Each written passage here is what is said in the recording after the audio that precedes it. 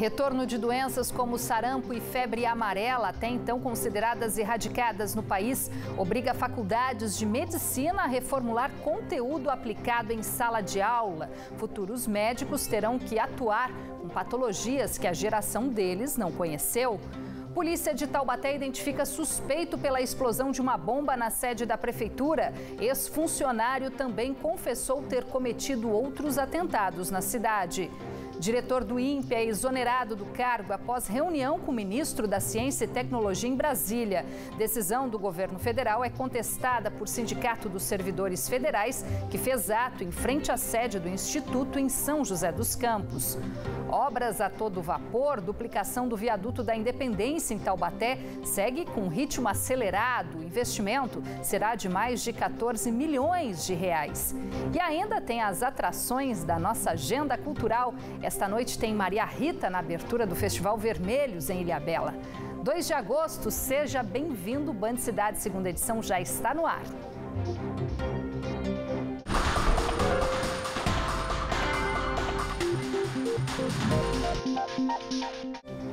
Olá, muito boa noite. A Polícia Civil prendeu hoje o homem suspeito de colocar uma bomba na prefeitura de Taubaté. O ataque foi registrado no dia 5 de junho no prédio do Bom Conselho, na Avenida Tiradentes. O artefato caseiro explodiu dentro do banheiro masculino e deixou 2 pessoas feridas. O suspeito, de 47 anos, chegou a trabalhar na prefeitura por 19 anos na Secretaria de Serviços Públicos e tinha sido exonerado em 2014. O delegado da DIG falou sobre a investigação que durou cerca de 2 meses até a prisão do homem no bairro Esplanada Santa Terezinha. Foi um trabalho realmente dificultoso e um trabalho de minúcias. Nós iniciamos as investigações através das imagens internas da Prefeitura Municipal.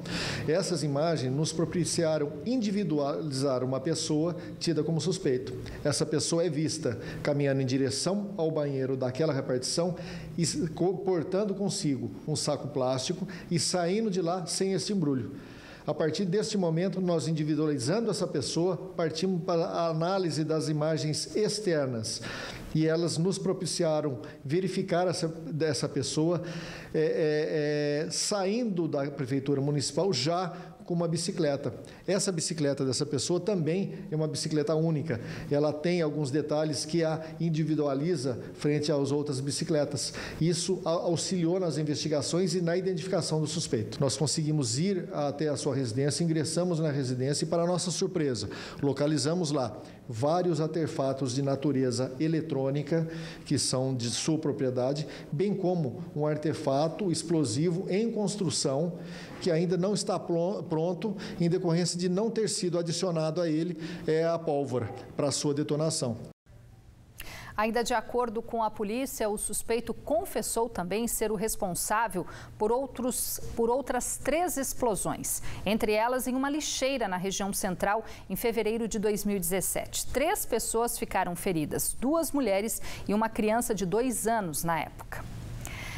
Nesta sexta-feira, Caçapava confirmou mais 8 casos de sarampo. Com isso, o Vale do Paraíba totaliza agora 18 pacientes com o diagnóstico positivo. E o sarampo, também como a febre amarela, por exemplo, eram doenças consideradas erradicadas no Brasil, mas que voltaram a causar preocupação. Nos cursos de medicina, o assunto passou também a ser mais discutido dentro das salas de aula. Foco total na fala da professora. Afinal, todo detalhe é muito importante. E o tema desta aula do curso de medicina da Unital é o sarampo, doença até então considerada erradicada no Brasil, mas que voltou a registrar casos desde o ano passado no país. A princípio é um pouco assustador, né? Saber que essas doenças que são tão graves, né, e perigosas e podem até levar a óbito, estão voltando. Mas eu acredito também que é uma oportunidade para aprender. Porque por mais que a gente tenha a base teórica de todas as doenças, eu acho importante ter contato, sim. Não é uma coisa boa, mas eu acho que é uma oportunidade, sim, para nós, estudantes de medicina, aprendermos mais e de fazer o nosso estudo ser mais enriquecedor. O contato que os alunos têm com as patologias na teoria acontece acontece desde os primeiros semestres em várias disciplinas. Mas agora, com os casos de sarampo e febre amarela, o assunto está ainda mais presente em sala. Inserção precoce do estudante em práticas clínicas, em observações clínicas e debatendo doenças importantes na comunidade, epidemiologicamente falando. Isso é feito de uma maneira bastante articulada, onde as disciplinas básicas se juntam a disciplinas aplicadas. O país voltou a registrar sarampo em 2018, depois de 2 décadas. Em 2016, o Brasil chegou a receber da Organização Pan-Americana de Saúde o certificado de eliminação da circulação do vírus. Neste ano, o Vale do Paraíba já tem 18 casos confirmados e 107 suspeitos. Já a febre amarela, que pouco se ouvia falar há alguns anos, hoje também preocupa. Desde janeiro, a região registrou 2 casos e outros 3 aguardam confirmação. O delegado do CREMESP, o Conselho Regional de Medicina do Estado, diz que o retorno dessas doenças tem a ver com o fato das fronteiras brasileiras estarem cada vez mais abertas. Esse trânsito mundial aumenta o risco das doenças. Isso é o mundo inteiro, não só o Brasil. O Brasil tem uma grande fronteira com diversos países. E essa entrada de estrangeiros no Brasil, sem dúvida, aumenta nosso risco de adquirir doenças que estavam extintas, né? Outro fator que pode ter contribuído para o retorno dos casos de algumas doenças, de acordo com o CREMESP, é a baixa procura pelas vacinas. No ano passado, apenas 76% da população brasileira fez a 2ª dose contra o sarampo, sendo que a meta estipulada pelo Ministério da Saúde é atingir 95%. No caso da febre amarela, nós temos 2 complicadores, né? O vírus e o vetor. Então, você precisa de ter uma população contaminada e o vetor para passar para outras pessoas. O caso do sarampo é pior, porque a pessoa passa para a pessoa diretamente por meio do ar, né? E a vacinação é extremamente importante. Embora grupos surjam nas redes sociais, anti-vacina, isso tem evidência científica suficiente que comprovam que a vacinação deve ser feita. Não há dúvida sobre isso. Para os cursos que vão formar futuros médicos, agora é a oportunidade de preparar os estudantes também na prática, já que os profissionais que entraram recentemente no mercado não tiveram essa oportunidade durante o internato, período de estágio de medicina. Nós trabalhamos com a realidade, né? Obviamente, numa época onde há sarampo, trabalha-se sarampo, inclui-se sarampo de uma maneira mais efetiva nas aulas e nas práticas. Mas quem não teve, tem que fazer igual eu fiz com a dengue. Quando eu estudei medicina, não tinha dengue no Brasil.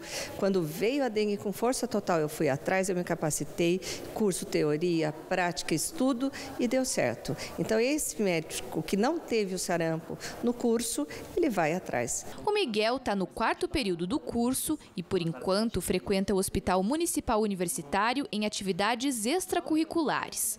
Ele ainda não teve contato com nenhum caso de sarampo na prática, mas quando chegar a hora, já terá conhecimento de como agir. Os 2 primeiros anos da nossa formação, a gente tem muito embasamento teórico, a gente tem contato com os nossos professores que estão lá.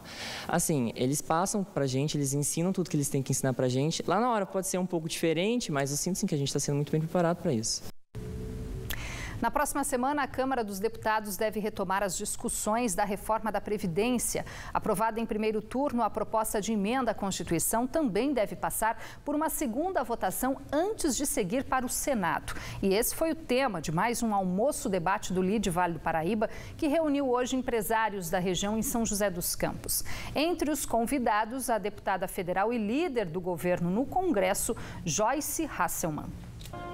A música nas boas-vindas aos convidados trouxe leveza antes do almoço-debate sobre um assunto de peso que vem tomando conta dos noticiários, a tão esperada reforma da Previdência. O evento contou com a participação de CEOs de empresas da região e teve como foco principal a palestra da deputada federal e líder do governo no Congresso, Joyce Hasselmann. O LIDE é a favor da reforma da Previdência porque gera renda, gera emprego e por isso nós trazemos a deputada e, além disso, temos todo um trabalho de conversação com a deputada e com os demais parlamentares tratando desses temas. Uma oportunidade única do empresário estar muito próximo da deputada e da deputada sentir as necessidades aqui do Vale do Paraíba. Fundado em 2003, o LIDE, Grupo de Líderes Empresariais, atua há 12 anos e tem hoje 1.300 empresas filiadas, entre unidades regionais e internacionais, que representam 49% do PIB, o Produto Interno Bruto,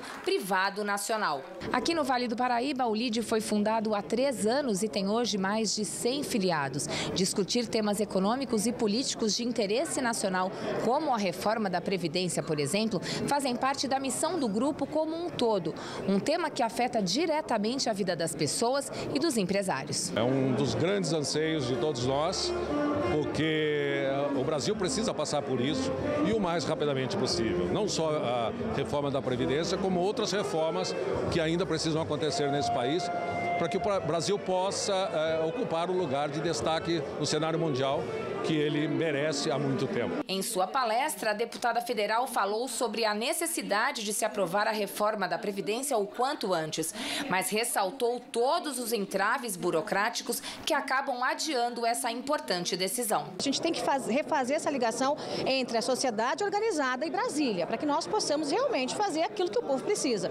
Quando eu venho para um evento como esse, vejo o PIB da região reunido e pedindo, vamos avançar, vamos reformar, vamos diminuir o Estado, vamos privatizar, para mim é música para os meus ouvidos, porque isso inclusive nos dá muita força de convencimento dentro do Congresso Nacional para que os outros colegas que ainda se intimidam com tais pautas possam votar com aquilo que o povo quer. Infelizmente, tanto Câmara quanto Senado quanto Congresso têm regimentos independentes e os 3 são arcaicos, travam muito a celeridade da apreciação dos projetos. Então a gente deve ter a nossa Previdência aí toda redondinha, aprovada em no máximo 2 meses. Apesar do tema central do debate ser a Previdência, a reforma tributária também entrou em pauta. Nós temos uma que já passou pela CCJ, que unifica alguns impostos federais. Nós temos uma outra que caminha para a criação de um imposto único. Nós temos uma outra que está no Senado. A minha proposta é tentar fazer com que esses atores, Câmara, Senado e Governo, sentem para trabalhar num texto único. A gente pode trabalhar como emendas, com o que o governo manda, para afinar bastante esse texto. Mas a gente não consegue, certamente, antes de 2, 3 meses, entregar essa reforma. Ela vai ficar mais para o finalzinho do ano. Mas esse ano a gente entrega. No próximo bloco, vaca solta causa tumulto no trânsito de Taubaté. E veja também, 2 semanas após ser criticado pelo presidente Bolsonaro por divulgação de dados sobre o desmatamento da Amazônia, diretor do INPE é exonerado do cargo. O Band Cidade volta em instantes, 7 horas e 2 minutos agora.